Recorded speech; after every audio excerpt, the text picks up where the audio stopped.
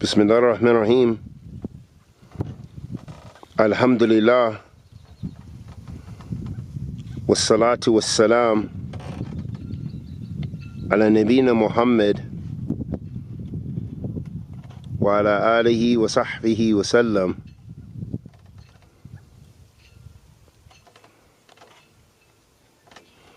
Amma ba'd, ahabati fillah, assalamu alaikum rahmatullahi wa barakatuh. Ahabati fillah, the Prophet sallallahu alaihi wa alihi wasallam mentioned in a beautiful hadith, which lets us know that it's madhmuma, it's sinful to be into parties and groups and sects, which we refer to as Hizbeeyah, partisanship. And there are so many different ways that a person can fall into these traits. And one of our mashayikh, he mentions, he says, Allahu Akbar. How can a Muslim allow himself to pass by his brother Muslim, who is not from his jama'ah, and miserly withhold even the saying of Assalamu alaikum? Why? Even if you have been ordered not to give salam to so-and-so and so-and-so, then this is a contradiction to the tolerant sharia. It is a sin and cannot be obeyed. It is not permissible to make analogy with the story of the three who were left behind from the Battle of Tabuk, since that was done due to revelation from Allah and is something particular. Allahu Akbar. How can a Muslim abandon the lesson of a scholar and not sit with him because he is not from the scholars of his jama'ah? Allahu Akbar. How can some of the workers defame other jama'at as if they were un-Islamic?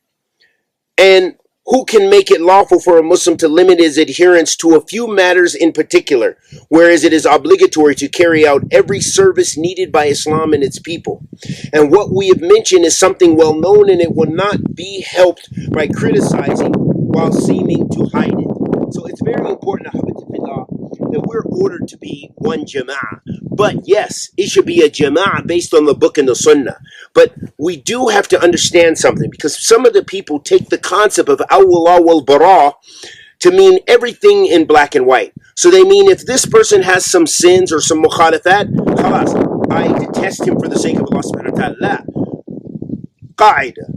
You love and hate in accordance with a person's adherence or deviance.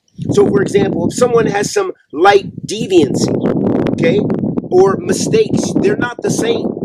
Nor are they like the one who is a caller to bid'ah, or the caller to a group and a sect in a way, and he's obstinate, he fights the evidence you give from the book and the sunnah, and he fights the way of the Salafee-Jihaadee, ridwanullahi alayhim. They are not on the same level as someone who is from the jama'ah, but yet they have some mistakes and they don't know, they're just blind following, or they're not the same. So you don't treat everyone the same.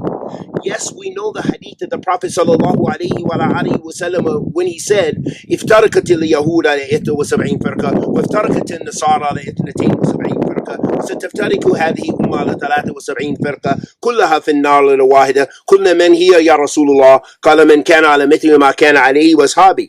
The hadith of the Prophet sallallahu alaihi wasallam when he said, the Jews will break into 71 sects, Christians into 72 sects, my nation into 73 sects, all of them in the fire except one. They said, who are they, Ya Rasulullah? Meaning, who are those who are saved from the fire? He said, those who are upon what I'm upon and my Sahaba, radiyallahu ta'ala ajma'in. So that means the jama'ah of the Salafee-Jihaadee. That means those who follow the Salafee-Jihaadee ila yawm ad-din, bi ihsan, who follow them in righteousness until the hour is established. That means it's Ahl Hadith. That means it's Ahl Athar. That means it's Ahl Fiqh wa Sunnah. It's Ahl Tawheed wa Sunnah.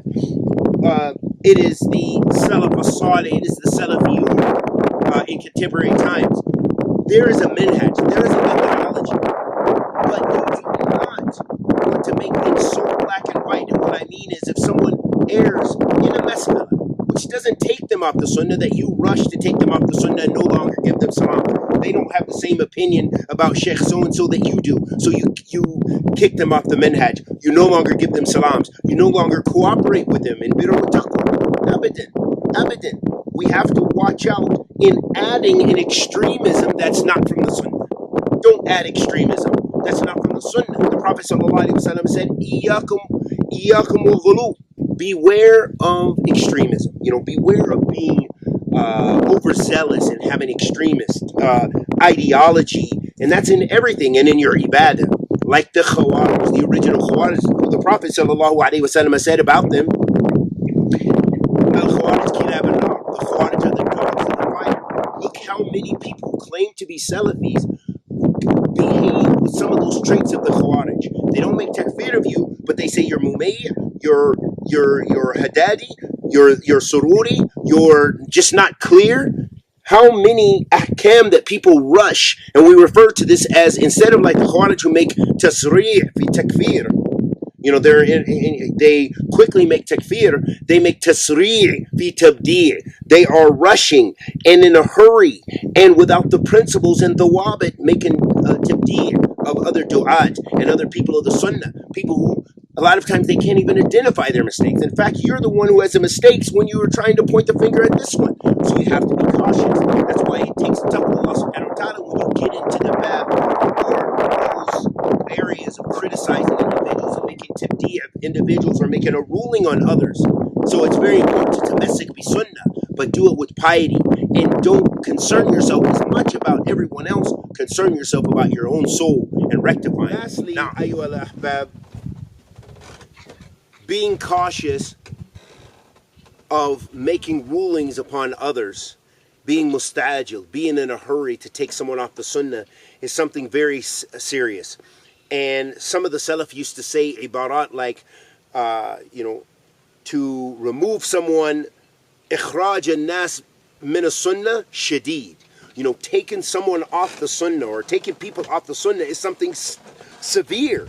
Meaning it's not a light matter. It's not like everyone who just embraced the minhaj, who just embraced Islam, who doesn't know much about Islam should get involved in these affairs. Because it's something that involves taqwa, that you have to have fearfulness, that you are you're a person of knowledge and a person of authority who can take someone off the sunnah, in the sense that you are making an educated judgment based on the book, the sunnah, and the madhab of the salaf, wa aqwal al-ulama, that you have some foundation to stand on. It's not just your whims, it's not just your desires. And we ask and implore Allah subhanahu wa ta'ala, the Almighty, to accept our good and forgive our evil, protect us from kulli su' wa makruh.